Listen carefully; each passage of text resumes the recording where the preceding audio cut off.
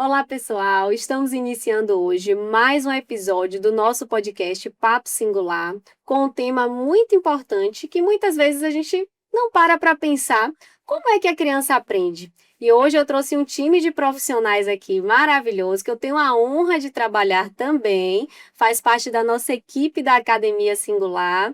Gostaria que vocês começassem se apresentando. Primeiramente, sejam todos bem-vindos, mas pode começar por você, querida. Eu sou Thalita Matos, psicóloga, analista do comportamento, e hoje estou atuando como supervisora ABA na Singular. Eu sou o Hugo Almeida, sou terapeuta ocupacional, mestre em teoria e pesquisa do comportamento, eh, com certificação em integração sensorial e no Bobat, e hoje sou terapeuta ocupacional na Academia Singular também. Eu sou Milena Pinheiro, fonoaudióloga, atuo atualmente com linguagem e alterações da fala lá na Academia Singular. E eu me chamo Laís Marambaia, sou fonoaudióloga de formação e hoje estarei aqui mediando todos vocês. Para vocês que estão iniciando, gostaria que vocês curtissem, comentassem e compartilhassem ao final desse vídeo para que ele possa ser impulsionado a outras pessoas. Mas de antemão, pessoal, eu gostaria de começar fazendo uma pergunta para o nosso terapeuta ocupacional, Hugo. Primeiro, a gente vai começar do básico. O que de fato é aprender na infância? O que é isso? Quando a gente pensa sobre o processo de aprendizagem, a gente pensa sobre um processo construtivo.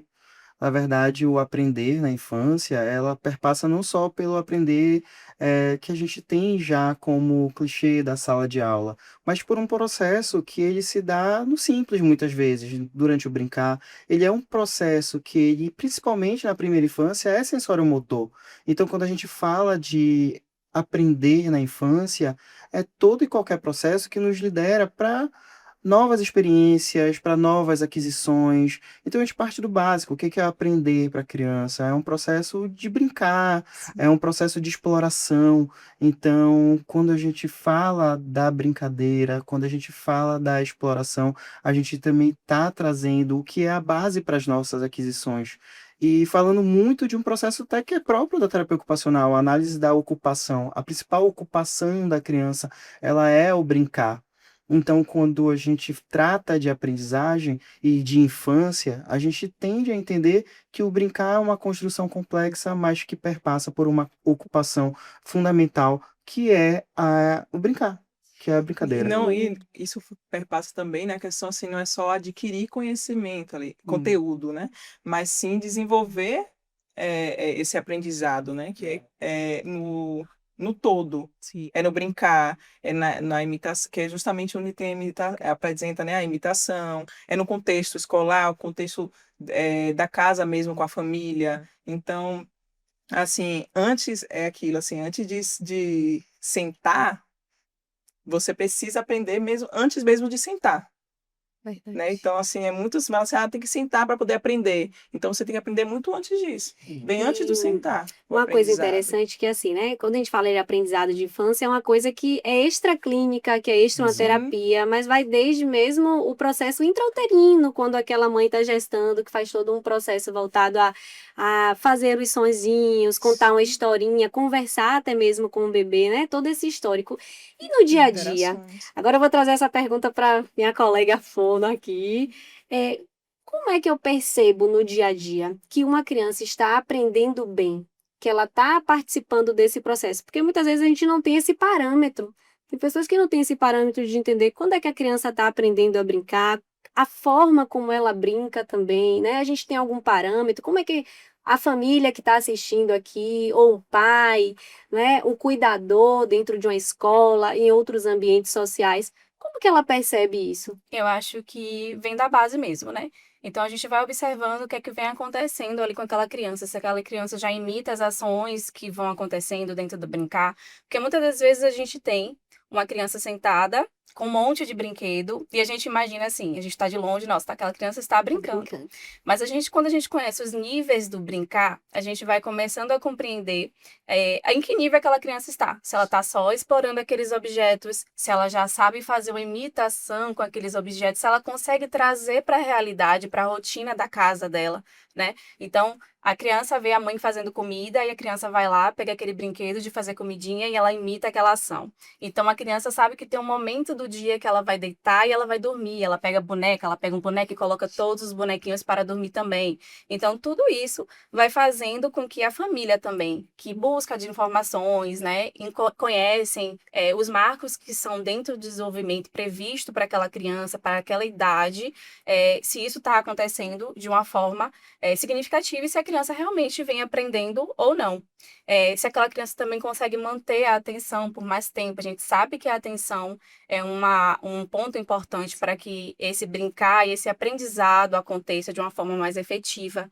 Então, a gente precisa ter uma criança engajada, a gente precisa ter uma criança motivada, a gente precisa ter uma criança que consegue se manter ali por um tempo de permanência, né? E tudo isso também me perpassa a questão das funções executivas, né? Que é a criança criar memória, a criança ter um planejamento para conseguir fazer sequenciamento, a criança conseguir se manter sentada, o tempo de permanência. Então, tudo isso é importante a gente ir analisando, né? Eu acho que a principal forma, né, exatamente isso que Milena trouxe, é de ver também se essa criança consegue generalizar, se ela aplica o uso disso, né, desse aprendizado Importante. em outros contextos, né? E é dessa forma que a gente consegue ali mensurar se a criança realmente adquiriu essas habilidades, né, que é que em tudo tudo é aprendizado, né? Como você falou, vendo a mãe ali fazendo a comida, né, mexendo, botando ela para dormir, então ela já vai replicando ali, imitando, fazendo com a boneca, né? Então, vendo o pai consertando, aí já vai brincar ali fingindo que está consertando. Então, assim, é por imitação. E se você percebe que a criança com autonomia, o que quer dizer assim, né? Autonomia no sentido de espontaneamente apresenta esses comportamentos, é porque foi realmente aprendido, né? Então, dessa forma é que a gente consegue ali mensurar esse aprendizado. E como é importante a gente analisar que o brincar, ele também passa pela parte motora, né? Como vocês falaram, Sim, desse sensório motor. Então, tudo tem que estar muito bem atrelado, né? Desde o desenvolvimento motor dessa criança até para a manipulação de determinados objetos. É. Então, ela tem que estar sentada, para isso ela tem que ter um controle sim. postural para isso. Uma manutenção desse olhar para poder observar o outro e realizar o processo imitativo. E aí, é muito interessante, porque a próxima pergunta, né, é até uma dúvida assim mesmo. Quando a gente deve começar a se preocupar com o desenvolvimento da criança? Mas antes eu queria dar um adendo, porque a gente observa muito na clínica, é assim, mas ele brinca.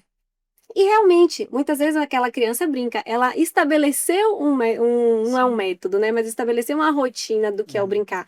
Mas qual é a qualidade desse brincar, né? Não é só a funcionalidade, porque muitas vezes ele até Sim, está fazendo a função, que é Sim. encaixar um objeto, que é imitar, mas qual é a qualidade que ele faz deste objeto, dessa manipulação do brincar? E aí, solto essa pergunta para vocês: quando a gente deve começar a se preocupar com o desenvolvimento da criança, a gente consegue, nesse caso, né, identificar dentro da brincadeira possíveis atrasos ou interesses ou movimentos que a gente pode ligar aquele alerta realmente de uma dificuldade, né, de aprendizagem? quando a gente fala até da questão de habilidades, né? Então, assim, se a gente percebe que a criança não avança naquele determinada habilidade, como você falou, ela brinca, mas ali parou ali. Então, ela não avança. Ou se percebemos ali que determinada situação, dentro do que é esperado, né? Porque tem uma linha do desenvolvimento, né? Cada um, ok, O quando a gente nível do fala brincar, né, que a isso. própria Melina falou. Mas a gente precisa ver exatamente nessa questão. Se a criança avança dentro do que ela está ali já apresentando. Então, ela já tem aquela habilidade, mas aí não sai daquilo, então aí é já um alerta que acende, né? Ou ela vai, já sabe, já consegue brincar aqui com essa função, mas aí ela não amplia, não sai disso, tem algo errado. Não varia o brincar, né? Não, E isso não não tem uma consegue variar o variação. brincar, né? Então, assim, quando a gente fala de trocar, brincar com o outro, então ela brinca muito sozinha ali, dá a função até brincar, mas quando entra um terceiro, né? Uma segunda pessoa ali, ela não tem essa troca de turno, então ela não consegue avançar. A gente mesmo, por mais que tenha oportunidades nesse ambiente, a gente não consegue ver esse avanço, né? Então, é um alerta já que acende ali pra gente, né? Eu Sim. creio que também, assim, o que é fundamental quando a gente pensa em o que que vai para o atípico, o que foge, assim, eu Sim. acho que é muito importante Sim, que a gente possa se apropriar do que é o desenvolvimento típico. Eu acho que isso é fundamental. perfeito. Então, o que que é esperado? Eu vejo muito essa dúvida, né? A gente fala assim, inclusive diretamente para os pais, porque muitas das vezes a gente sente essa insegurança de entender o Uhum. que é que está fora dessa linha de desenvolvimento típico, o que são essas mudanças, e a gente compreende que é difícil. Muitas das vezes é a primeira experiência, né, até como pais, e isso gera todo esse temor em relação a entender. Opa, mas era para estar fazendo o que que não era? Então, um dos primeiros conselhos é a gente se apropriar o que é do desenvolvimento típico. Sim. Quais são os marcos motores? Quais são os marcos em relação ao brincar que são fundamentais para que a gente possa compreender o que é que esperar daquela criança. Porque às vezes a gente também tem um nível de cobrança muito grande que não é o adequado, ou às vezes a gente Sim. não sabe o que esperar e às vezes acha que está tudo bem. E até mesmo a nossa própria compreensão do brincar, trabalhar isso é fundamental, porque é uma dúvida que a gente vê nos pais. Ah, ele sentar e explorar um brinquedo ou manusear não necessariamente é estar brincando, não necessariamente é estar fazendo novas aquisições. Assim como é fundamental, e é um adendo que eu sempre faço, e fazendo um link, inclusive com o tema anterior, a gente precisa entender que o primeiro ponto para qualquer aquisição é engajamento. Eu preciso Sim. ter engajamento para que tudo comece a acontecer. Eu preciso de engajamento para a imitação, eu preciso de engajamento, envolvimento para que haja uma triangulação de olhar, para que essa criança consiga entender as outras pessoas no ambiente. Então, tudo isso é fundamental para que eu possa construir o processo de brincar, para que eu possa construir um processo de aprendizagem. E até um conceito que é fundamental dentro do processo da integração sensorial, e que não só dela, mas que a gente escuta muito como um todo no desenvolvimento, é o conceito de regulação. E Sim. é algo que eu Sim. vejo que gera muita dúvida, porque o que de fato é eu ter uma criança regulada e o porquê que isso é importante? E o porquê que é importante nesse tema? É porque uma criança regulada é uma criança que está calma, é uma criança Sim. que está com um nível de alerta adequado, com a Motivada. manutenção atencional, com um Uma nível de fisiologia. motivação para isso. E essas são as Importante bases, isso. Para é acessar o claro, aprendizado. para acessar o aprendizado. É Isso. claro que eu vou olhar depois para as questões motoras, é claro que eu vou olhar para as questões cognitivas, eu vou olhar para as funções executivas, mas antes de olhar para isso, eu tenho que perceber, existe essa motivação, existe esse envolvimento, eu acho que esse é um dos primeiros passos para que a gente possa definir o que vai gerar esse alerta ou não Sim. também. E Hugo, Importante é até salientar, né, indo por essa mesma linha, que não é comparar com outra criança, né? Mas a gente olhar para a evolução dessa criança, que é justamente essa questão que a gente fala, né, da linha do desenvolvimento, não é estar comparando com outras crianças, mas o que é esperado naquela faixa etária ali, né? Pensando na linha do desenvolvimento e olhar para aquela criança, olhar para a evolução dela. Até porque quando a gente faz essa comparação com Sim, outra criança, a gente está automaticamente anulando o meio que ela vive, né? justamente. A rotina que ela tem. Porque Isso por tudo. mais que a gente tenha ali uma criança, eu tenho uma criança de 2 anos que fala tudo, né? Mas eu tenho uma outra de 2 anos que só está ali Sim, começando as primeiras palavras. Uma já está com atraso, né? Então a gente já traz aquele olhar, sim. né, de trazer um diagnóstico para aquela criança, mas a gente não sabe o contexto de vida daquela criança, Perfeito. o ambiente que ela está inserida, né? Então isso tudo se Tudo torna influencia. importante. e Sim. Hugo, você trouxe uma fala importante que foi assim, né, sobre o termo de regulação. E aí agora eu vou trazer um outro termo que eu queria que você explicasse um pouquinho, mas a gente observa muito que é a praxis. Que Sim. muitas vezes você vai falar melhor do que eu, mas assim, muitas vezes a criança tem a ideia, mas não consegue planejar a ponto de executar aquele ou a manipulação de um objeto, ou até mesmo a organização da ideia, que a gente já vem para a área da linguagem também. Mas assim, explica um pouquinho para as famílias, né, as pessoas que estão assistindo, o que significa praxis dentro da aprendizagem na infância. E é fundamental, na verdade, é um conceito que hoje ele vai perpassar pelo fazer, né? A praxis ela é o fazer. Só que toda vez que a gente vai é, ver uma atividade, toda vez que a gente tem que compreender um ato específico, a gente tem que entender que esse ato, ele não é um ato simplesmente mecânico, ele tem etapas. Então, quando a gente fala de praxis, a gente fala das etapas desse fazer, né, que é a divisão entre o processo ideatório, né, a ideação, o planejamento motor, que hoje é um dos termos que está muito em voga, todo mundo fala, o planejamento tem que trabalhar o planejamento motor e a execução. Então, assim, eu posso ter uma criança que, se eu der uma cadeia fechada de atividade para ela, ela executa super bem. Ela faz, olha, você tem que fazer X, Y, Z. Ela vai fazer X, Y, Z, mas ela pode não conseguir fazer esse planejamento sozinha, né? Ela pode não conseguir ter a ideação, ela pode não conseguir fazer a organização base dessa atividade e a execução, né? Eu posso ter o processo, saber como planejar, mas os meus componentes sensório-motores a serem utilizados, eles não funcionam adequadamente para que eu possa exercer aquela tarefa. Mas qual é o impacto isso para o processo de aprendizagem? A gente tem que lembrar que, como a gente citou anteriormente, o brincar ele é o princípio desse processo de aprendizagem de habilidades mais complexas. E quando eu tenho algum déficit, alguma falha em relação à minha praxis, seja ela na área de ideação, seja na área de planejamento, seja na área de execução, isso vai impactar toda uma cadeia de desenvolvimento. Eu sempre cito assim, por que que é importante, muitas das vezes, que uma criança engatinhe? Porque o engatinhar, ele é o princípio do desenvolvimento de habilidades de coordenação bilateral assimétrica. Por que que eu preciso de coordenação bilateral assimétrica? A maior parte das tarefas que a gente usa, ela necessita um manuseio com uma mão que difere da outra. Então, quando eu vou escrever, eu seguro o papel com uma mão e escrevo com a outra. Quando eu vou me alimentar, eu uso o garfo para uma coisa e a faca para outra. Então, assim, a gente faz um encadeamento em relação a esse pensamento. Então, quando eu tenho um impacto, por exemplo, de uma criança que não conseguiu realizar brincadeiras com bola, ou seja, eu tenho um déficit em relação a uma praxis na hora do brincar que impacta nesse tipo de brincadeira, eu posso futuramente, por exemplo, ter uma criança que vai ter dificuldade na hora da leitura, porque o acompanhamento óculo-motor começa em brincadeiras mais básicas. Então, a gente, quando vai falar do impacto do processo de praxis para a aprendizagem, a gente tem que analisar que é algo que vai influenciar em algo mais básico em cadeias mais complexas, né? A gente fala muito disso, eu preciso de um trabalho de base para um desenvolvimento de competências mais complexas. Perfeito. E aí, agora eu vou soltar uma frase aqui, porque eu acho que é a fono mais escuta. Cada criança tem seu tempo. Até que ponto isso é verdade?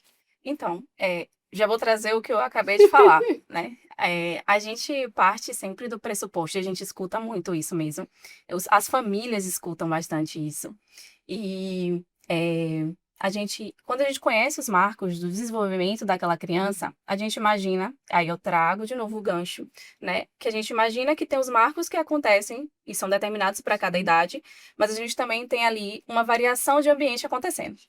Então, a gente vai ter um indivíduo que vai ter um ritmo diferente do outro, mas a gente também tem que ter muito cuidado com essa fala, Sim. porque a partir do momento que a gente traz essa fala, a gente anula toda a questão da literatura sobre os marcos, né? O que a gente espera que aquela criança faça com uma determinada idade, né? E o quanto de estímulo e sendo efetivo acontece na vida daquela criança, né?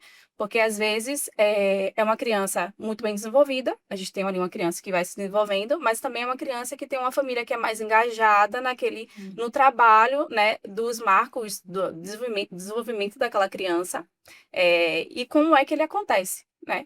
Então, eu tenho uma criança que, lá em casa, por exemplo, eu tenho uma criança que é muito falante. Então, ele sempre foi muito, muito falante, ele sempre teve um desenvolvimento acima do esperado para a idade dele.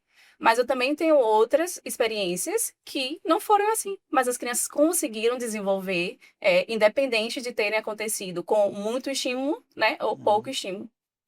E é basicamente isso. Eu gosto muito de ressaltar nesse tipo de tema que é a nossa função nesse processo. A gente vai estar aqui, inclusive, caso haja essa dúvida, né? Acho que é importante salientar para quem está assistindo, para quem está em casa, que eu tive qualquer dúvida em relação a esse desenvolvimento, procura um profissional. Sim. É muito importante, a equipe vai estar aqui para acolher. A equipe é importante porque ela vai olhar para identificar, eu converso muito isso com Milena.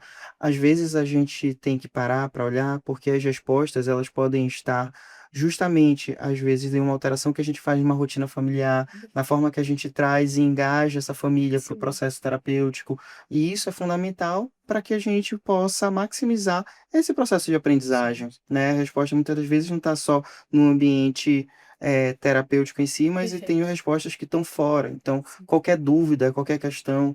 Hoje, nós temos muitos pais que chegam em sessão e perguntam, mas eu percebi que eu não sei brincar. Né? Acompanho a sessão, veem como a gente brinca com a criança e surge muito essa dúvida. Poxa, eu não sei brincar. Né? A gente é de uma geração que é tecnológica demais e que acaba perdendo um pouco essa forma, né, de entender o contexto brincante, Sim. a relação da brincadeira. Eu até contei para as meninas, eu brinco muito sobre isso, que eu fiz um curso de palhaço para poder aprender a também lidar muito Sim. com essa brincadeira. Muitas das vezes a gente tem que se propor, né? O ato do brincar, que é fundamental, como a gente falou, para a aprendizagem, também é uma doação, né? Sim. É uma doação do próprio corpo, da outra pessoa para a brincadeira, da atenção. E isso é o que vai influenciar para que a gente possa ter um processo adequado, mas também para que quem estiver ali naquele momento possa olhar com muito cuidado para esse processo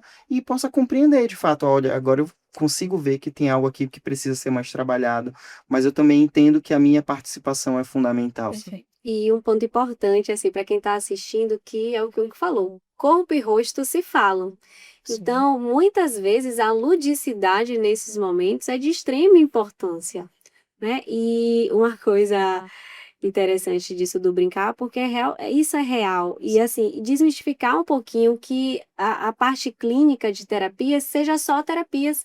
Muitas vezes é uma orientação parental, Sim. muitas vezes é apenas uma avaliação, uma triagem, que um ajuste, como o Hugo falou, né? Um próprio ajuste ali já pode ajudar aquela criança a potencializar alguma habilidade que está ali precisando de um estímulo maior. Então, muitas vezes não é apenas a terapia, né? A palavra terapia tem a ver também com estimulação.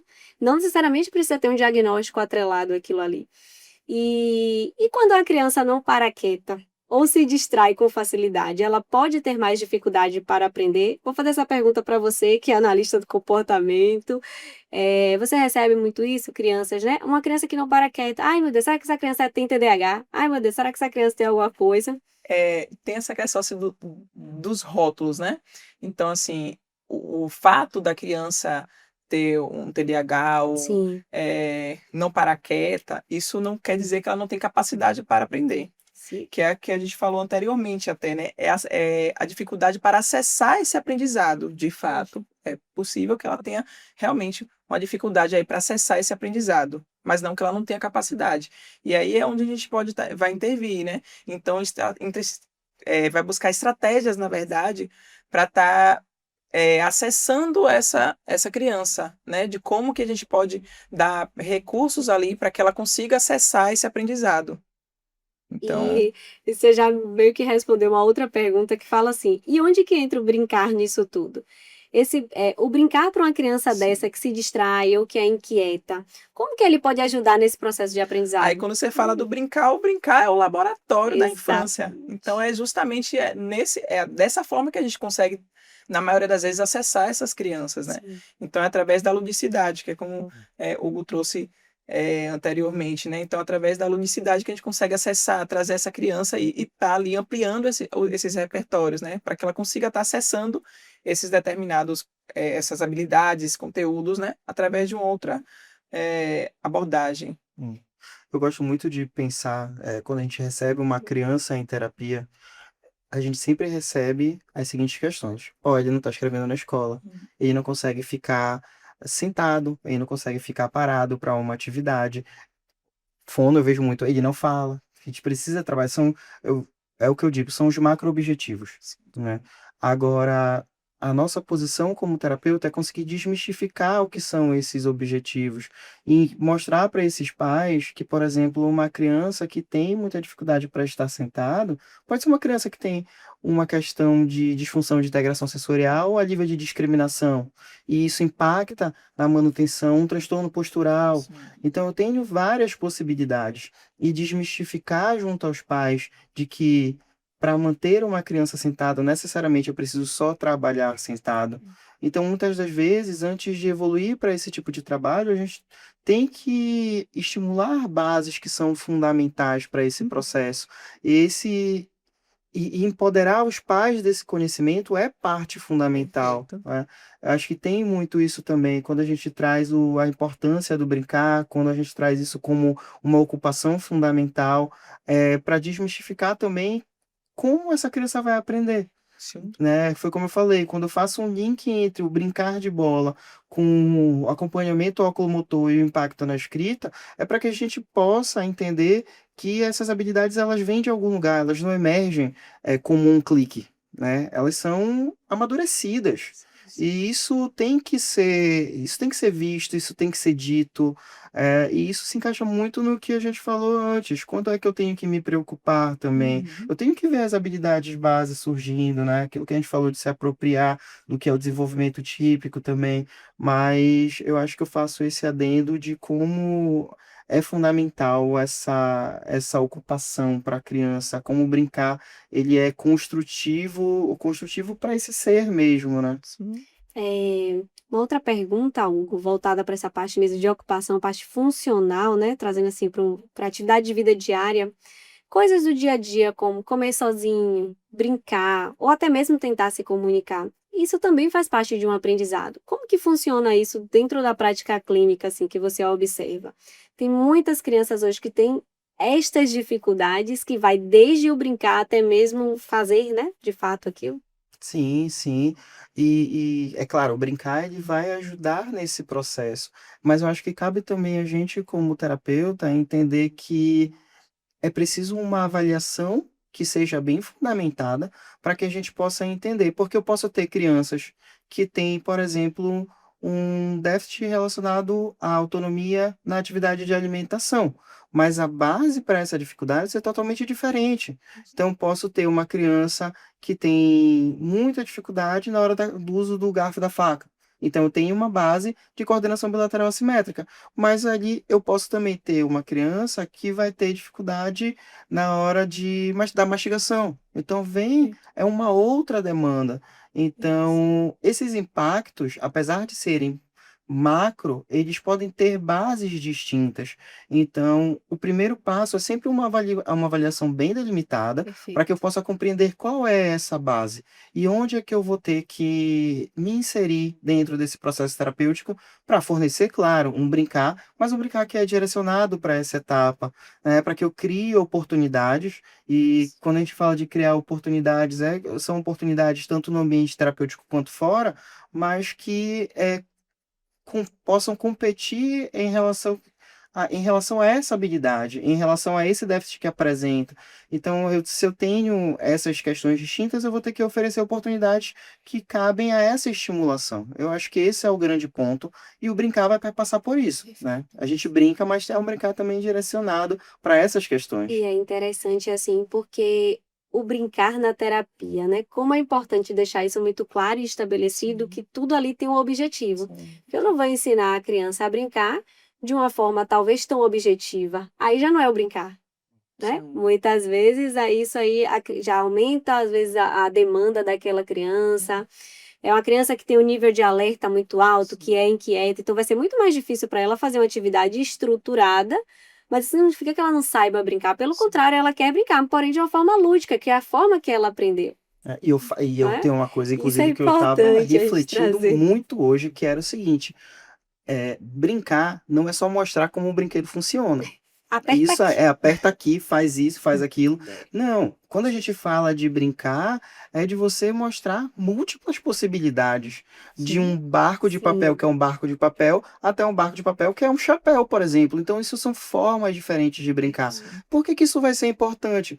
Porque a criança, até mesmo para o amadurecimento de funções como resolução de problemas, eu Sim. preciso de uma criança que consiga trazer um brincar simbólico de variação. Eu preciso dessas variações dentro do brincar. sim. Então, esse adendo eu acho que é fundamental. Quando a gente fosse quando a gente se propõe a brincar, a gente escuta muito isso. Não eu brinco com ele, mas brincar não é só mostrar como o brinquedo funciona. É você dar oportunidades, é criar mundos, Criar. é criar diferentes opções com o mesmo objeto ou dentro de um mesmo espaço. Então, eu acho que isso também é um adendo fundamental para que a gente tenha uma evolução em relação não só ao processo de brincadeira, mas ao de aprendizagem também. E Que eu acho que essa é a aí, chave também, né? sim, Oportunizar, né? Dar oportunidade. Porque tem muito disso também, né? A família vai ali, mas ele não faz, quer que a criança faça e um dessa forma. tempo, E né, que não dá essa, uma um oportunidade. tempo dessa criança de Justamente. entender o que é que foi solicitado para ela entender o que é aquele brinquedo, eu acho, né? E é justamente isso que o Hugo trouxe, né? Essa questão da oportunidade, né? Oportunizar também. Então, no acertar e no errar também a criança aprende. E, de Sim. fato, o cotidiano é onde ela mais aprende, né? Que é justamente no dia a dia. É em casa, com a família, é na escola ou em outros ambientes. Porque quando a gente fala da terapia, ela tem ali, digamos, 1 hora com o terapeuta semanal, né? 2 momentos ali. Então, é justamente nesse cotidiano é onde, de fato, é o ambiente mais rico para esse aprendizado. Sim. E quando aí entra a questão da orientação parental, né, que também, né, é importante da orientação para a família, né, da busca de tirar dúvidas também. Às vezes, uma intervenção simples, uma orientação simples ali que você dá para aquela família já é um start, assim, que, nossa, né, é uma luz que às vezes Direciona, que né? direciona, que fala, ai meu Deus, eu nunca tinha pensado nisso, verdade, nossa. E como o Hugo trouxe a questão da avaliação, como é importante, né, pensando na questão terapêutica, né, como ele falou do comer, né, eu fiquei aqui pensando, lembrando algumas situações. Então, pode ser algo da mastigação, né, ele trouxe, pode ser também algo comportamental, talvez ali do contexto daquela família. Então, tudo isso tem que ser avaliado, né? Para a gente conseguir identificar, entender ali, né? Aquela determinada habilidade, como inserir, como é que a gente vai trabalhar em relação a isso. E agora essa pergunta assim, né? Vou puxar para nossa área, mas assim, o brincar, ele já passa por uma etapa muito difícil. Desde uma Sim. ludicidade, desde um ajuste motor, né? Desde uma criação, a elaboração. Mas assim, e o brincar para aquela criança que não fala? Isso pode impactar outras áreas de desenvolvimento. Assim, aí, Milena, assim, na clínica, você observa assim a angústia dessa família, que muitas vezes é uma criança que não tem um repertório de brincar e ainda assim ainda tem a ausência da comunicação. Perfeito. A gente vivencia muito isso na prática, né? Na clínica a gente vivencia. E não só a angústia da família, como também a angústia da própria criança. Então, a gente percebe que é uma criança que se torna mais frustrada. É uma criança que às vezes não quer nem tentar, né, fazer aquilo. É uma criança que se Evita. restringe de interagir com o outro. Sim, é. Então, a gente vivencia muito isso, né, Hugo? A gente faz algumas duplas, alguns atendimentos em duplas, e a gente acaba vivenciando muito. Às vezes é até uma criança que tem uma comunicação de fala estabelecida, mas ela não sabe como expressar. Não é Né? A gente tem uma funcional. questão de expressividade da criança. Sim. Então, até a forma como ela compreende, né? A forma da comunicação receptiva daquela criança, como é que ela compreende aqueles comandos que estão sendo solicitados naquele momento. Então, a gente tem vivenciado muito isso, a questão da criança não conseguir estar dentro de uma brincadeira por muito tempo, um tempo de permanência muito curtinho, porque às vezes não compreende o que está sendo solicitado, porque às vezes envolve outras como é que a gente pode dizer, não categorias, mas outros significados para aquilo ali. Então a gente tem um brinquedo que é grande, um brinquedo que é pequeno, e a criança às vezes não sabe diferenciar o que é grande e Grande. pequeno. Às vezes a gente tem um brinquedo para a gente encontrar algo parecido, mas a criança não sabe o que é diferente, o que é igual. Então ela vai percebendo a sua própria dificuldade e ela vai se fechando. Então a gente tem vivenciado muito isso, né? As crianças, algumas das nossas crianças têm essa percepção de que não conseguem se manter no ambiente porque elas não conseguem comunicar o que elas não do que elas estão tendo dificuldade. Então eu não sei expressar a minha dificuldade aqui nesse momento, eu não sei encontrar isso aqui, eu não sei fazer dessa forma, né? E também não sabem variar aquilo ali. Ó, Aprendi dessa desse forma jeito. assim, tia Mia, eu não sei, mas se eu tentar assim, pode ser?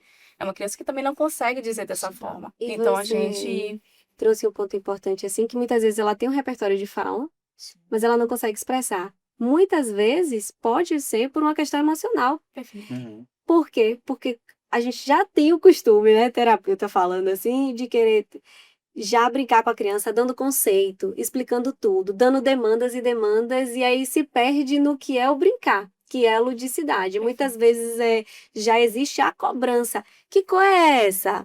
Isso aqui é o quê? Conta de 1 até 10. Então, isso tudo vai gerando ansiedade na criança que já não está mais no estado engajado. Ela Perfeito. está sendo ali sendo Exatamente. policiada o tempo E, todo, foi, até que e você acertar. mesmo E pontuou, eu vou né? errar, Da né? afeição. Então, assim, você tá ali brincando, e a criança tá assim. Então, assim, de estar atento a isso também, né? Já tá Sim, dizendo ó. ali, ó, não tá interessante, não tá legal. Então, a questão do engajamento é importantíssima até para conseguir adquirir esse aprendizado, né? Perfeito. Então, assim, não adianta você ter a quantidade, né? Eu pontuo muito isso. É assim, a quantidade, eu fiquei ali, brinquei de várias coisas com ele, mas não teve qualidade em nada. Então, quando você vai ver, às vezes, a gente pede, filma pra gente dar uma olhadinha como é que tá brincando, né? Então, às vezes, eu peço uma filmagem pra família fazer. E aí, quando vai ver, tá lá fazendo, filha, aqui. E o menino tá lá assim. O menino já tá aqui assim, não tá nem olhando o que tá fazendo. Brincou de várias coisas, né? Às vezes assim já tá a E família. provavelmente só vai observar isso quando aquela criança estiver inserida em um contexto social com outras crianças e você viu que ela não está Isso. generalizando habilidade nenhuma. Ou como fala da Já está no questão da processo imitativo. comunicação, quando a criança não tá gostando também, que acontece, que é quando apresenta comportamentos interferentes, né? Uhum. Comportamentos desafiadores, que é uma forma que ela tem de comunicar. Exato. Perfeito. Então, aí entra a questão da importância, né, dessa questão da comunicação, influencia sim, né, diretamente nessa questão do aprendizado, porque se a criança tem uma dificuldade de comunicar, como Sim. vocês falaram, obviamente, ela vai tentar achar formas de ser entendida, né? E muitas das vezes, quando chega em um estado extremo, é quando apresenta esses comportamentos desafiadores. E agora eu queria lançar a mesma pergunta, mas para áreas diferentes. Então, para a área da linguagem, para a área da terapia ocupacional e para a área comportamental. Vou começar com Milena.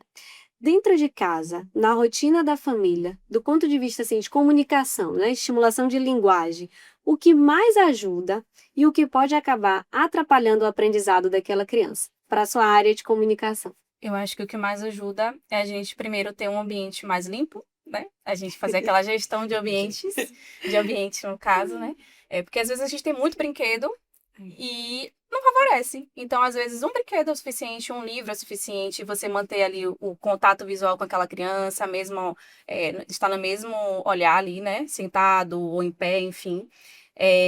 Acho que o conversar com aquela criança, ou brincar com aquela criança, estar sentado é o que favorece, né, naquele momento. A forma que você traz também os comandos, as pausas que você faz para que você espere que a criança tenha um tempo de resposta. Porque tem criança que às vezes tem um tempo de resposta um pouco maior do que a outra, né? E às vezes a gente está aqui, vai, fala. Não, não é assim, não é assim. E a gente está fazendo um monte de perguntas e não está dando tempo da criança responder, né? Então, eu acho que isso é um ponto que atrapalha um pouco. A gente não dá o tempo de resposta para aquela criança, né? Um tempo que ela possa dar retorno ao que foi o comando que foi solicitado. A questão da interação também, né? A gente selecionar um brinquedo, selecionar um livro e a gente utilizar aquilo ali como uma base para iniciar um momento de interação, né? Às vezes é um bebezinho e você tá ali com o livro, fazendo thumb time com o bebê, e você tá mostrando o livro em preto e Verdade. branco, né? Que é um bebê muito pequeno. Então você tá fazendo thumb time, você tá mostrando o livro para aquele bebê, você tá conversando com o bebê, você tá cantando com o bebê. Então são formas de você direcionar a atenção para aquela criança e ajudar, né, no desenvolvimento. João, na terapia ocupacional. Uhum. Eu acho que sigo assim na mesma linha que a Milena. Eu acho que hoje a gente tem menos tempo para poder esperar a resposta da criança. Acho que isso é um fator fundamental para o processo de rotina.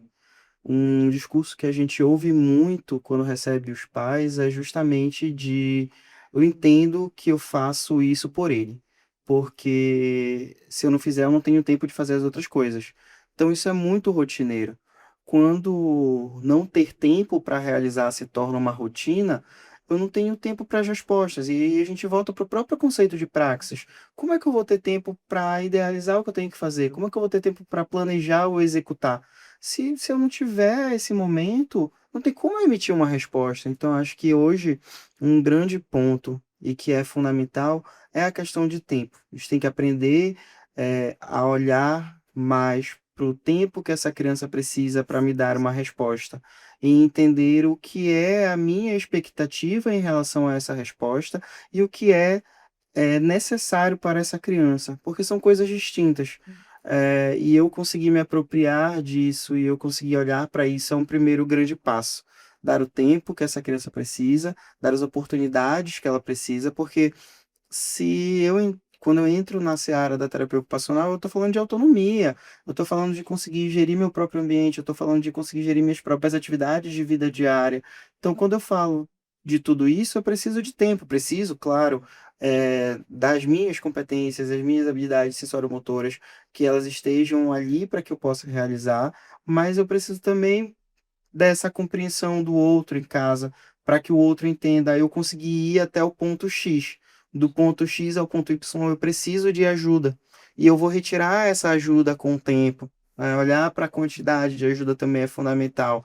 Então, eu acho que quando a gente fala assim, se eu pudesse pegar um conceito só para poder fazer esse pedido para um ambiente de casa, seria tempo. Eu acho que dar mais tempo para as respostas, dar mais tempo para brincar, eu acho que isso por si só já é um grande avanço. Que a gente volta para a questão do oportunizar, né?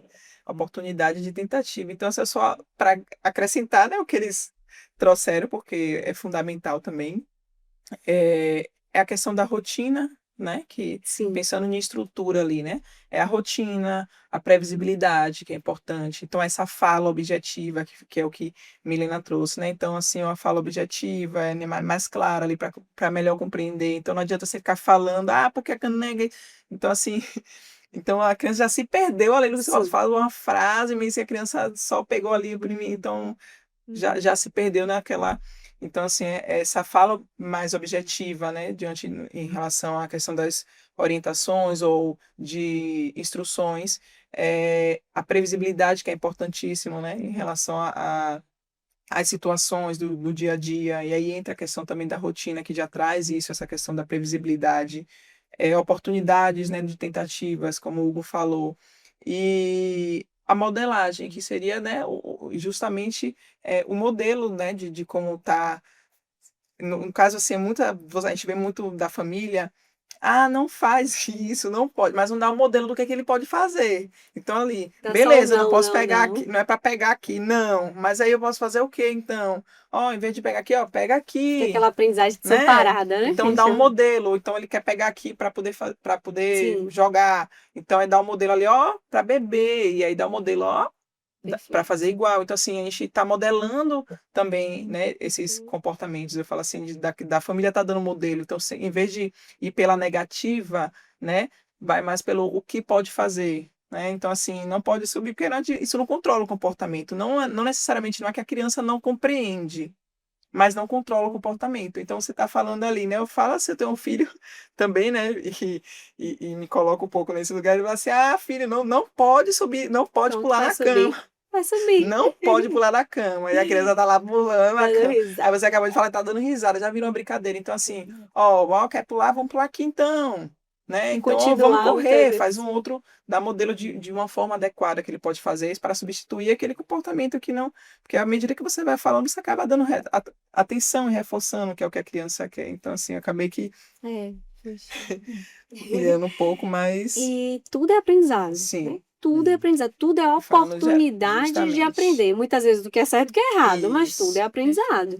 E em que momento, trazendo agora assim para esse contexto geral, já para a gente finalizar aqui, em que momento é importante buscar essa ajuda profissional? Né? Em que momento essa família que está assistindo, esse tio, essa professora, em que momento a gente consegue identificar, né, entender toda essa parte de o que é aprendizagem na infância, quais são os impactos dessa aprendizagem quando ela não é potencializada, mas em que momento buscar uma ajuda profissional? Eu acho que basicamente o que já trouxe aqui, né? Mas quando há dúvida, né? Então, assim, é melhor pecar ali, né? Pelo excesso e buscar tirar uma dúvida do que esperar o pior, né? Digamos assim. Então, o quanto antes a gente busca, no caso, a pessoa buscar uma ajuda, né? Buscar Uhum, tirar uma dúvida ali, é melhor até para a questão desse desenvolvimento mesmo, né? De uma intervenção, se necessário. Então, se percebe um atraso ali gritante em relação à linha ali do desenvolvimento, ou se tem Sim. uma dúvida, que às vezes é muito comum da família, muitas das vezes quem procura, né, eu falo assim, pela minha experiência, às vezes a mãe, eu sinto que tem alguma coisa errada, que não tá, mas eu sinto que tem, Tem. muitas das vezes tem alguma coisa, Uhum. né? Então, assim, se tem uma dúvida, busca, né, essa ajuda, busca um profissional, até para tranquilizar mesmo, né, e entender Sim. como conduzir. Eu creio que é isso realmente. Acho que assim, quando surge essa dúvida, eu tô de total acordo. Acho que merece a investigação. Acho que o primeiro ponto é também contactar seu médico de referência, Sim, contar sobre o que você tem isso, percebido, né? Nada é mais forte ou potente do que esse próprio relato perfeito. do cotidiano feito pelos pais. Uhum. Então, isso tem que ser levado em consideração. A partir Sim. disso, o que você percebe vai ser analisado até para que possa ser direcionado para o que é preciso de uma avaliação, para qual profissional. Acho que ter esse contato médico inicial é fundamental também. Essa é uma dúvida assim, bastante comum, né? Muitas vezes tem famílias que nunca passou por um histórico de terapias, um histórico. Leva para quem? É. Né? Acho que isso chega muito na fono também, assim. Perfeito. Ah, e fono que faz isso? Ou muitas vezes, ué, e tem que ir pro neuropediatra, mas ele não tem diagnóstico. Aí Uhum. já vem o medo, a angústia, né? Sim. Muitas vezes o pediatra pediu que realmente fosse ali no neuro para ver os marcos, acompanhar direitinho, entender um pouquinho como está esse funcionamento cerebral da criança. E eu gostaria, gente, primeiro de agradecer a presença de vocês. Eu imagino assim, o quão foi rico este encontro aqui, né? Sanada muitas dúvidas que muitas famílias têm, inclusive famílias que vêm de um processo terapêutico, ainda assim surgem muitas dúvidas, porque na prática vai surgindo uma coisinha ali, uma coisinha aqui. Mas eu queria que vocês agora deixassem uma mensagem assim que vocês consideram essencial para as famílias que estão acompanhando assim, o que é que eles podem, né? O que é que vocês podem deixar de contribuição, assim, para o desenvolvimento do filho dessa pessoa? Algo que Assim, eu queria pontuar assim, né, que foi sim, que a gente falou bastante, né, de oportunizar. Então, assim, oportunidade, a criança se oportunizar ali o erro, é oportunizar também o acerto. pronto. Traga essa fala ali Então, para aquela câmera, porque eu quero ver você falando para a família que está te assistindo. sem oportunizar de errar, sem oportunidade de errar, não há oportunidade de acerto. Perfeito. Perfeito, perfeito. Essa é a mensagem. Acho que se eu tivesse que dizer alguma coisa seria brinque. Acho que você tem Perfeito. que Roubou as minhas brincar. palavras. Mas eu acho que a gente Tudo veio para começa ali. falar de aprendizagem, mas é mais para desmistificar que a aprendizagem não é só o tradicionalismo de Sim. sentar e estar no escola. Então, assim, o processo de aprendizagem ele é muito, muito anterior a isso. Sim. Então, se eu pudesse deixar essa dica assim de tudo Uhum. sobre o que a gente conversou hoje é brinque, tenha tempo, brinque com seu filho, se disponibilize a nível de tempo, de atenção, para que você possa ter não só o engajamento dele, mas o seu próprio envolvimento durante esse processo, porque é muito rico, né? Eu digo assim, brinco o dia inteiro e todo dia aprendo muita coisa nova. É verdade. Eu acho que utilizando, né, do gancho de Thalita, de Hugo, trazer o brincar mesmo com uma rotina diária, né? Eu trabalho o dia todo e eu chego em casa, meu filho tá com aquela energia lá em cima e ele, mamãe, brincar. Vamos brincar. E ele gosta muito de brincar, né? E aí eu venho daquela rotina falando, não, eu brinquei o dia todo, vou brincar mais um pouco agora. Porque, assim, é uma forma da gente também aprender. E a gente aprende muito com eles também. Eles nos ensinam muito, né? Então, acho que é observar, interagir com aquela criança, né? Ter um tempo de qualidade. Eu acho que isso é o mais importante nesse momento. E a gente se surpreende, né? A cada brincar. Então, assim, pessoal, ficamos por aqui. Gostaria de agradecer a presença de vocês que estão aqui conosco, que assistiram desde o início. Se você tiver alguma dúvida que queira tirar com um dos profissionais, pode deixar no comentário. Nós estaremos aqui para receber essa dúvida. E, se porventura, em algum momento, com tudo que vocês observaram aqui, perceber que tem algo ali do seu filho, do seu sobrinho, do seu aluno, oriente, busque um profissional, busque inclusive essa equipe que está aqui, né? E para fazer uma avaliação, uma orientação, estaremos de portas abertas para receber vocês. Até o nosso próximo episódio.